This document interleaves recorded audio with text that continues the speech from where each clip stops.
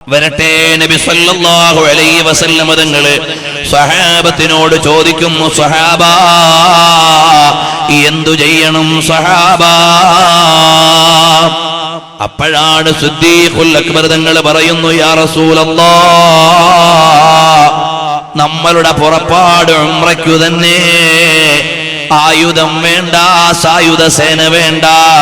പക്ഷേ നമ്മുടെ ഉംറയുടെ മാർഗത്തിൽ തടസ്സം നിന്നാൽ അവരെ പ്രതിരോധിക്കാതിരിക്കാൻ പറ്റൂല. നമുക്കെന്തായാലും പോകണം നബിയേ. അങ്ങനെ ഹബീബായ സല്ലല്ലാഹു അലൈഹി വസല്ലം തങ്ങളും സംഘവും സഞ്ചരിച്ചുകൊണ്ട് ദുൽഹുലൈഫ എന്ന് പറയുന്ന സ്ഥലത്ത് നിന്ന് ഉംറയുടെ ഇഹ്റാം ചെയ്തുകൊണ്ട് മുന്നോട്ട് വരികയാണ്. ഉംറയ്ക്ക് വേണ്ടിയുള്ള ഇഹ്റാം. ലബ്ബൈക അല്ലാഹുമ്മ ലബ്ബൈക്, ലബ്ബൈക അല്ലാഹുമ്മ ലബ്ബൈക്, ലബ്ബൈക ലാ ശരീക ലക ലബ്ബൈക്, ഇന്നൽ ഹംദ വന്നിഅമത ലക വൽ മുൽക് ലാ ശരീക ലക. ഭൂരിപക്ഷം സഹാബത്തും ഇഹ്റാം ചെയ്തു. അബൂ ഖതാദ റളിയല്ലാഹു അൻഹുവിനെ പോലെ സ്പെഷ്യൽ ഡ്യൂട്ടിയുള്ള ചില സ്വഹാബികൾ മാത്രം ഇഹ്റാം ചെയ്തിട്ടില്ല. ബാക്കി എല്ലാവരും മുഹ്രിമീങ്ങളായി ഇഹ്റാം ചെയ്തവരായി. ദുൽഹുലൈഫ, അബിയാർ അലി. മദീനയിൽ നിന്ന് നമ്മൾ മക്കയിലേക്ക് വരുമ്പോ മദീനയിൽ നിന്ന് അല്പം ദൂരത്തുള്ള 6 മൈൽ ദൂരത്തുള്ള സ്ഥലമാണ് ദുൽഹുലൈഫ. അവിടുന്ന് ഇഹ്റാം ചെയ്തുകൊണ്ട് തൽബിയത്ത് ചൊല്ലുന്നു. അല്ലാഹുവിന്റെ ഹബീബിന്റെയും സ്വഹാബത്തിന്റെയും ലക്ഷ്യം അതാണ്. മക്കയിലേക്ക് ചെല്ലണം, ഉംറ നിർവഹിക്കണം. കഅബാലയത്തിന്റെ മുറ്റത്ത് നിന്ന് റബ്ബിനോടൊന്ന് ദുആ ചെയ്യണം. അങ്ങനെ പ്രത്യേകമായ ഒരു സ്ഥലത്ത് സനിയത്തു ദാത്തിൽ ഹൻദൽ എന്ന് പറയുന്ന സ്ഥലത്തെത്തിയപ്പോൾ അല്ലാഹുവിന്റെ ഹബീബ് സല്ലല്ലാഹു അലൈഹി വസല്ലം തങ്ങളൊന്ന് വിശ്രമിച്ചു. എന്നിട്ട് അവിടുന്ന് ദുആരക്കുകയാണ്, ലാ യജൂസു ഹാദിഹി സനിയ അഹദുൻ ഇല്ലാ ഗഫറല്ലാഹു ലഹു. ഇവിടേക്ക് നമ്മുടെ മാർഗം കടന്നു വന്ന എല്ലാവർക്കും അല്ലാഹു പുറത്തു കൊടുക്കട്ടെ. അല്ലാഹു തആല ഈ 1400 ആളുകൾക്കും പുറത്തു കൊടുക്കട്ടെ എന്ന് പറയുമ്പോഴുണ്ട് ഒരു അഅറാബി നിൽക്കുന്നു. ആ അഅറാബി മാത്രം ദുആ സമ്മേളനത്തിലേക്ക് വരുന്നില്ല. അല്ലാഹുവിന്റെ ഹബീബ് ദുആരക്കാണ് എല്ലാവർക്കും വേണ്ടി. അപ്പോ ഒരാൾ വാഹനത്തിൽ അവിടെ നിൽക്കുക, അയാൾ മാത്രം വരുന്നില്ല. ഇല്ലാ റുവൈകിബൻ വാഹിദൻ അലാ ജമലിൻ അഹ്മർ. ഒരു ചുവന്ന ഒട്ടകത്തിന്റെ മേലെ വന്ന് നിൽക്കുന്ന യാത്രക്കാരൻ, അയാള് മാത്രം വരുന്നില്ല റസൂലുള്ളാഹിന്റെ അടുക്കലേക്ക് ദുആ ചെയ്യിക്കാൻ. അപ്പോൾ സ്വഹാബികൾ ചെന്ന് പറയാണ്, മനുഷ്യ, അല്ലാഹുവിന്റെ ഹബീബ് ദുആരക്കുന്നുണ്ട്, അങ്ങോട്ട് ചെല്ലൂ. ഖാല കദാ വ കദാ ഇദ്ഹബ് ഇലാ റസൂലില്ലാഹി സ്വല്ലല്ലാഹു അലൈഹി വസല്ലം യസ്തഗ്ഫിർ ലക. അല്ലാഹു സുബ്ഹാനഹു വ തആല നിങ്ങൾക്ക് ദുആ ചെയ്തു തരും, അങ്ങോട്ട് പോയിക്കോ, അങ്ങോട്ട് പോയിക്കോ എന്ന് പറയുമ്പോ അദ്ദേഹം പറയാണ്, എനിക്ക് ഈ ഒട്ടകവും ഇവിടെ നിർത്തിയിട്ട് പോകാൻ എനിക്ക് പറ്റൂല. ദുആ അവിടെ നടക്കട്ടെ, ഞാൻ എന്റെ വാഹനത്തിൽ നിന്ന് ഇറങ്ങൂല. യദുല്ലാഹി അലൽ ജമാഅ. സംഘത്തിലാണ് അല്ലാഹുവിന്റെ കാരുണ്യം. ചില ആളുകൾ പറയും സംഘടന വേണ്ട, ഒരു സംഘടനയും ഞങ്ങൾ ഒരു സംഘടനയുടെയും ആളുകൾ അല്ല. ഇവിടെ സംഘടന വേണ്ട, സംഘടനയില്ലാതെ തന്നെ മതം നടത്താം എന്ന് പറയുന്ന ആളുകൾ ഇസ്ലാമിനെ അറിയാത്തവരാണ്. യദുല്ലാഹി അലൽ ജമാഅ. ഈ പ്രമേയം വെച്ച് ഇമാമിങ്ങൾ എത്ര ഗ്രന്ഥം എഴുതിപ്പോയി. അഹ്മദ് ബിൻ ഹംബൽ റളിയല്ലാഹു അൻഹുവിന്റെ കാലത്ത് ഭൂരിപക്ഷവും സുന്നത്ത് ജമാഅത്തിന് എതിരായ ആളുകളാണ്. അഹ്മദ് ബിൻ ഹംബൽ തങ്ങളും ന്യൂനപക്ഷവുമേ ഉള്ളൂ. അന്നത്തെ പണ്ഡിതന്മാര് ചർച്ച ചെയ്തു, യദുല്ലാഹി അലൽ ജമാഅ എന്ന പ്രഖ്യാപനത്തിന്റെ അർത്ഥം എന്താണ്. അന്നത്തെ തസവ്വുഫിന്റെ പണ്ഡിതന്മാര് മുഴുവനും പറഞ്ഞു, അൽ ജമാഅൽ മുറാദു ബിഹി അഹ്മദ് ബിൻ ഹംബൽ അശ്ശൈബാനി. ആ ഹദീസിന്റെ ഇന്നത്തെ അർത്ഥം അഹ്മദ് ബിൻ ഹംബൽ തങ്ങളാണ് ജമാഅത്ത് എന്ന പ്രയോഗത്തിന്റെ അർത്ഥം. അതുകൊണ്ടാണ് ഇമാമു സുന്ന വ ഇമാമു അഹ്ലി സുന്ന എന്ന സ്ഥാനപ്പേര് അഹ്മദ് ബിൻ ഹംബൽ തങ്ങൾക്ക് ലഭിക്കുന്നു. മഹാന്മാരായ ഇമാമിങ്ങളുടെ സംഘടനയിലൂടെ അല്ലാതെ ദീൻ ഇവിടെ വളർന്നിട്ടില്ല. ഓരോ ഇമാമിയങ്ങളും ജനങ്ങളെ നന്മയിലേക്ക് കൂട്ടമായി നയിച്ചു. ഇന്ന് മഹാന്മാരായ നമ്മുടെ സാദാത്തുക്കൾ, പണ്ഡിതന്മാർ, അവർ നിലകൊള്ളുന്ന സംഘടന അല്ലാഹുവിന്റെ ദീനിന്റെ കാവലിന് വേണ്ടിയുള്ളതാണ്. അതിനോട് നമ്മൾ ചേർന്നു നിൽക്കണം. എല്ലാവർക്കും ആക്റ്റീവ് മെമ്പറാകാൻ കഴിഞ്ഞുകൊള്ളണമെന്നില്ല. പക്ഷേ ആ ജമാഅത്തിന്റെ മുന്നേറ്റത്തിന് എതിരാകാൻ പാടില്ല. അതിൽ നിന്ന് നിങ്ങൾ വിഘാതമുണ്ടാക്കാൻ പാടില്ല. അല്ലാഹുവിന്റെ കാരുണ്യം ലഭിക്കണോ, ജമാഅത്ത് വേണം. അതാണ് നബി സല്ലല്ലാഹു അലൈഹി വസല്ലം തങ്ങളുടെ അടുക്കലേക്ക് ദുആരക്കാൻ പറയാൻ വരുമ്പോ ഇദ്ഹബി ഇലാ റസൂലില്ലാഹി സല്ലല്ലാഹു അലൈഹി വസല്ലം യസ്തഗ്ഫിറു ലക, നീ റസൂലുള്ളാഹിന്റെ അടുക്ക പോയി ദുആരപ്പിക്കുമോനെ. ഖാല ബഈരി വല്ലാഹി അഹമ്മു ഇലയ്യ മിൻ യസ്തഗ്ഫിറ ലീ. മുഹമ്മദ് നബി സല്ലല്ലാഹു അലൈഹി വസല്ലം തങ്ങൾ ദുആ ചെയ്തു തരുന്നതിനേക്കാൾ എനിക്ക് പ്രധാനം എന്റെ ഒട്ടകമാണ്, അത് നഷ്ടമാകാൻ പാടില്ല എന്ന് പറഞ്ഞുകൊണ്ട് അറാബി പോകാതെ ഇരിക്കുമ്പോ വൈദാഹു ഖദ് അളല്ല ബഈറൻ ലഹു, അയാളുടെ ഒട്ടകം അയാളിൽ നിന്ന് വഴിമാറിപ്പോയി.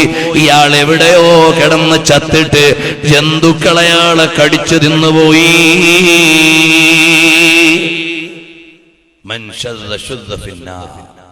ജമാഅത്തിന്റെ കൂട്ടമായ തീരുമാനത്തിന് എതിരായി നമ്മൾ മാറാൻ പാടില്ല. അതാണ് പരിശുദ്ധമായ ദീനിന്റെ മുന്നേറ്റം. ഇമാമിയങ്ങളും പണ്ഡിതന്മാരുടെയും തീരുമാനത്തിനനുസരിച്ച് നാം കൂടെ നിന്നുകൊണ്ട് പ്രവർത്തിക്കണം. നബി സല്ലല്ലാഹു അലൈഹി വസല്ലം തങ്ങളുടെ സ്വഹാബത്തിനെയും കൊണ്ട് മുന്നേറുകയാണ്. മദീനയിൽ നിന്ന് മക്കയിലേക്കുള്ള പ്രയാണമാണ്.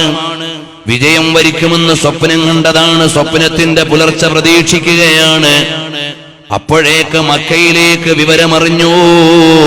മുഹമ്മദ് നബി സല്ലല്ലാഹു അലൈഹി വസല്ലം തങ്ങളും സൈന്യവും വരുന്നുണ്ട്. മക്കക്കാരായ നമ്മളെ ഇല്ലായ്മ ചെയ്യാനാണ്. അങ്ങനെ മക്കയിൽ ഒരു സംഘടനയുടെ മീറ്റിംഗ് നടക്കുകയാണ്. റസൂലുള്ളാഹിന്റെ സൈന്യത്തെ തടുക്കാൻ അന്നത്തെ നേതാവ് ആരെന്നറിയുമോ? ഇക്രിമത്ത് ബിൻ അബീ ജഹലാണ്, സഫ്വാൻ ബിൻ ഉമയ്യയാണ്, സുഹൈൽ ബിൻ അംറാൻ. ഈ മൂന്ന് പേരെ വലിയ പാർലമെന്റ് കൂടിയിട്ട് തീരുമാനിച്ചു. താരീഖിന്റെ ഇമാമുകൾ, ഇമാമുൽ വാഖിദി പോലെയുള്ള മഹാന്മാർ വിശാലമായി എഴുതിയിട്ടുണ്ട്. ചരിത്ര വിദ്യാർത്ഥികൾക്ക് എത്രയോ ദിവസം വായിക്കാൻ മാത്രം ഈ അധ്യായങ്ങളുണ്ട്. ഞാൻ അതിലേക്ക് ഇപ്പോൾ ഈ പൊതുസദസ്സിൽ ഗഹനമായ വിഷയങ്ങളിലേക്ക് കടക്കുന്നില്ല. ഇമാം ഇബ്നു ഇസ്ഹാഖിന്റെ നിവേദനം കാണാം. ബഹുമാനപ്പെട്ട ഇമാമുൽ വാഖിദിയുടെ വിശദീകരണം കാണാം. മുശ്രിക്കീങ്ങളുടെ പാർലമെന്റ് ചേർന്നിട്ട് 3 പേരെ ഏൽപ്പിച്ചു ഈ വിഷയത്തിൽ തീരുമാനമെടുക്കാൻ. കാര്യങ്ങളുമായി മുന്നോട്ട് പോകാൻ ഇക്രിമത്ത് ബിൻ അബീ ജഹലാണ്. ഒന്ന് അബൂജഹലിന്റെ മോനാണ്. പക്ഷേ നമ്മളിപ്പോ ഒന്നും പറയണ്ട, പിന്നീട് സ്വഹാബിയാണ്. അവര് തീരുമാനങ്ങൾ നടത്തി. ഹബീബായ സല്ലല്ലാഹു അലൈഹി വസല്ലം തങ്ങളെ തടയാൻ പരിസരത്തുള്ള മുഴുവൻ ഗോത്രങ്ങളോടും സഹായം തേടി. സ്ത്രീകളെയും കുട്ടികളെയും മുഴുവൻ ഒന്നടങ്കം പോയിട്ട് റസൂലുള്ളാഹി സ്വല്ലല്ലാഹു അലൈഹി വസല്ലം തങ്ങളും അനുയായികളും ഇവിടെ കടക്കാൻ പാടില്ല. മക്കയിലെ തീരുമാനമാണ്. പക്ഷേ നബി സല്ലല്ലാഹു അലൈഹി വസല്ലം തങ്ങളോ ഖൽഖ് സേ ഔലിയാ, ഔലിയാ സേ റസൂൽ, റസൂലോ സേ ആഖാ ഹമാരാ നബി. ലോകമാകമാനമുള്ള ഭരണാധികാരികളുടെ നയതന്ത്ര തലങ്ങളെയും അധികാരതലങ്ങളെയും വിചാരമണ്ഡലങ്ങളെയും അന്വേഷണ തലങ്ങളെയും മുഴുവനും അതിരുകടന്നു പോകുന്ന ഏറ്റവും വലിയ ദിഷണയുടെ നായകനായ നബി സല്ലല്ലാഹു അലൈഹി വസല്ലം തങ്ങൾ ബുസ്ർ ബിൻ സുഫിയാൻ എന്ന വിശ്വസ്തനെ രഹസ്യമായി മക്കയിലേക്ക് വിടുന്നു. അവിടുത്തെ മൂവ്മെന്റ്സുകൾ അറിയാൻ. അള്ളാന്റെ ഹബീബ് സല്ലല്ലാഹു അലൈഹി വസല്ലമയുടെ ഓരോ ചലനവും ആധുനിക ഭരണാധികാരികളെ അത്ഭുതപ്പെടുത്തും. മക്കയിൽ നിന്ന് മദീനയിലേക്ക് ഹിജറ പോയപ്പോ മക്കയുടെ വടക്കു ഭാഗത്താണ് മദീന. പക്ഷേ നബിതങ്ങൾ 3 ദിവസം യാത്ര ചെയ്തത് എവിടെയാണെന്നറിയോ? തെക്കു ഭാഗത്തേക്കാണ്. മക്കയിൽ പോയി നോക്കിയാൽ കാണാം, മക്കയിൽ നിന്ന് വടക്കോട്ടാണ് മദീന. പക്ഷേ സൗർ ഗുഹ നിൽക്കുന്നത് മക്കയുടെ തെക്കു ഭാഗത്താണ്. നബി സല്ലല്ലാഹു അലൈഹി വസല്ലം തങ്ങൾ തെക്കോട്ടാണ് യാത്ര ചെയ്തത്. കാരണം എന്തേ? ശത്രുക്കൾ ഞാൻ മദീനയിലേക്കാണെന്നറിഞ്ഞ് ആ വഴിക്ക് അന്വേഷിക്കും. അപ്പൊ ഞാൻ അവിടെ ഉണ്ടാകാൻ പാടില്ല. 3 ദിവസം അവിടെ വെയിറ്റ് ചെയ്താൽ മക്കയിലെ ചലനങ്ങൾ അറിയാം. അതിനൊരു ഇടയനെ ഏർപ്പെടുത്തി ആട്ടിനെയും കൊണ്ട് ഇങ്ങനെ കറങ്ങണം. മുശ്രിക്കീങ്ങളിലൊക്കെ അടക്കി ആടിനെ മേയ്ക്കാനല്ല, എന്താണ് അവർ പറയുന്നതെന്ന് അറിയാം. എന്നിട്ട് വൈകുന്നേരം കയറി വരണം ആടിനെയും കൊണ്ട് ഇന്ന സ്ഥലത്തേക്ക്. അല്ലാതെ പോയ വഴിക്ക് കണ്ടൊരു ഗുഹയെ കയറിയിരുന്ന എല്ലാ സൗർ ഗുഹ. അള്ളാന്റെ ഹബീബ് പ്ലാൻ ചെയ്തതാണ്. ഇവിടുന്ന് എപ്പോൾ പുറപ്പെടണം, ഇത്ര സമയം യാത്ര ചെയ്താൽ എവിടെ എത്തും, അപ്പോൾ എവിടെ വെയിറ്റ് ചെയ്യണം, കൃത്യമായ പ്ലാനിങ്.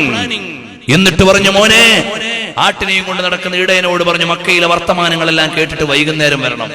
2 കാര്യമുണ്ട് അതുകൊണ്ട്. ഒന്ന്, ആട്ടിനെയും കൊണ്ടുവന്നാൽ പാല് കറന്നിട്ട് ഭക്ഷണം എടുക്കാം. നിങ്ങൾ വന്നാൽ വാർത്തയും അറിയാം. ഭക്ഷണം, വേറെ ഭക്ഷണം കൊണ്ടുവരാൻ ആരെ ഏൽപ്പിച്ചു? അസ്മാ ബിൻത് അബീ ബക്കർ റളിയല്ലാഹു അൻഹയെ ഏൽപ്പിച്ചു. മഹദി അവർകൾ വീട്ടിൽ നിന്ന് ഭക്ഷണമൊക്കെ എടുത്ത് രാത്രി കെട്ടി. എത്ര വലിയ സേവനം ചെയ്ത മഹദിയാണ് അസ്മാ ബിൻത് അബീ ബക്കർ റളിയല്ലാഹു അൻഹ. എല്ലാ സാധനവും ഭക്ഷണമൊക്കെ എടുത്തു വെച്ചപ്പോ കെട്ടിവെക്കാനൊരു സാധനമില്ല. അപ്പൊ മേൽമുണ്ട് കീറിയിട്ടത് കെട്ടി പാകപ്പെടുത്തി. ഇരട്ടപ്പട്ടക്കാരിയായ ബീവി അസ്മാ റളിയല്ലാഹു അൻഹയുടെ പണിയോ അതുപോലെ തന്നെ ബുദ്ധിമതിയായ അനുയായിയാണ്. 4 അടി നടന്നിട്ട് ആ കാൽപാദങ്ങ് മായ്ച്ചു കളയും. പിന്നെ പോയിട്ട് പിന്നെ അങ്ങ് മായ്ച്ചു കളയും. കാരണം ഒരു കാൽപ്പാട് കണ്ടിട്ട് അവര് പിന്നാലെ വരണ്ട. ആ നിലക്ക് വലിയ നയമുള്ള രീതി തന്നെ. ഹബീബിന്റെ ഹിജറയും ഹബീബിന്റെ മുന്നേറ്റവും എല്ലാം വലിയ നയതന്ത്രജ്ഞന്മാരെ മുഴുവനും പരാജയപ്പെടുത്തുന്ന രീതിയാണ്. അതുപോലെ ബുസ്ർ ബിൻ സുഫിയാനിനോട് പറയുന്ന, മോനെ, മക്കയിൽ പോയി അവിടെ എല്ലാം അന്വേഷണം നടത്തണം. അവര് നമ്മുടെ യാത്ര അറിഞ്ഞിട്ടുണ്ടോ? അവര് വല്ല ഒരുക്കങ്ങളും നടത്തുന്നുണ്ടോ? അവരുടെ തീരുമാനം എന്താണ്? വന്ന് പോയിക്കോട്ടെ എന്നാണോ, അല്ല വരാൻ പറ്റൂലെന്നാണോ, കൊന്നു കളയുമെന്നാണോ? അറിയണം മോനെ. ബുസ്ർ ബിൻ സുഫിയാൻ വന്നിട്ട് പറയാണ്, നബിയേ, യാ റസൂലല്ലാഹ്, തറക്തു ഖൗമക കഅബ ബിൻ ലുഅയ് വഅമിർ ബിൻ ലുഅയ് ഖദ് സമിഉ ബിമസീരിക ഫഫസിഉ വഹബൂ. നബിയെ, ചില ആളുകൾ അവിടുത്തെ വര പറഞ്ഞിട്ട് ഒളിഞ്ഞു മാറിപ്പോയവരുണ്ട്. ചിലർ ഒരുങ്ങി നിൽക്കുന്നവരുണ്ട്. ചിലർ തീരുമാനമെടുത്ത് തടയാൻ പദ്ധതിയിട്ടവരുണ്ട്. ഇതെല്ലാം വന്ന് ഹബീബിനെ അറിയിക്കുമ്പോ അള്ളാന്റെ ഹബീബ് വീണ്ടും സ്വഹാബത്തിനെ വിളിക്കുന്നു, അല്ലയോ സ്വഹാബാ, നമ്മൾ എന്തു ചെയ്യാനാണ്? അപ്പൊ സ്വഹാബത്ത് പറഞ്ഞു, നബിയെ, നമ്മൾ പോവുക തന്നെ, ഉംറയ്ക്കിറങ്ങിയതാ, നമ്മൾ യുദ്ധം ചെയ്യാൻ പോകണ്ട. നമ്മളെ തടഞ്ഞാൽ നമ്മൾ ആ തടസ്സം നീക്കിയിട്ടേ ഉംറ ചെയ്തിട്ടു. അതുകൊണ്ട് നമ്മൾ പോവുക തന്നെ. ഇതിനിടയിലേക്ക് ഒരുപാട് സംഭവമുണ്ട്, അത് എന്നോട് ക്ഷമിക്കണം. നബി സല്ലല്ലാഹു അലൈഹി വസല്ലം തങ്ങളുടെ സൈന്യം മുന്നോട്ട് പോയി. വഴിയിലെത്തിയപ്പോൾ ഹബീബ് സല്ലല്ലാഹു അലൈഹി വസല്ലം തങ്ങൾ വീണ്ടും ആലോചന. അബൂ ഹുറൈറ റളിയല്ലാഹു അൻഹു പറഞ്ഞാണ്, ഏറ്റവും വലിയ ആലോചന നടത്തുന്ന നേതാവാണ് നബി സല്ലല്ലാഹു അലൈഹി വസല്ലം തങ്ങൾ. ഹബീബ് വിളിച്ചു, സിദ്ദീഖുൽ അക്ബർ തങ്ങളുടെ അഭിപ്രായം അറിഞ്ഞു. എന്നിട്ടൊരു പ്രസംഗം നടത്തുകയാണ്. വഴിയിൽ വെച്ച് ثم وقف النبي صلى الله عليه وسلم خطيبا في المسلمين فاثنى على الله بما هو أهله ثم قال مستشيرا أصحابه أما بعد فكيف ترون يا معشر المسلمين. ഓ മുസ്ലിമീങ്ങളെ, നമ്മളെ തടയാനൊരുങ്ങിയ മുശ്രിക്കീങ്ങളോട് നമ്മൾ എന്തു ചെയ്യാനാണ്? ഇവിടുന്ന് തിരിച്ചു പോണോ, വീണ്ടും മുന്നോട്ട് പോണോ, എന്താണ് തീരുമാനമെന്ന് സ്വഹാബത്തിനോട് ചോദിക്കുമ്പോ സിദ്ദീഖ് റളിയല്ലാഹു അൻഹു പറയുകയാണ്, അല്ലാഹു വ റസൂലുഹു അലം, നറാ യാ റസൂലല്ലാഹ് ഫമൻ സദ്ദനാ അനിൽ ബൈതി ഖതൽനാ.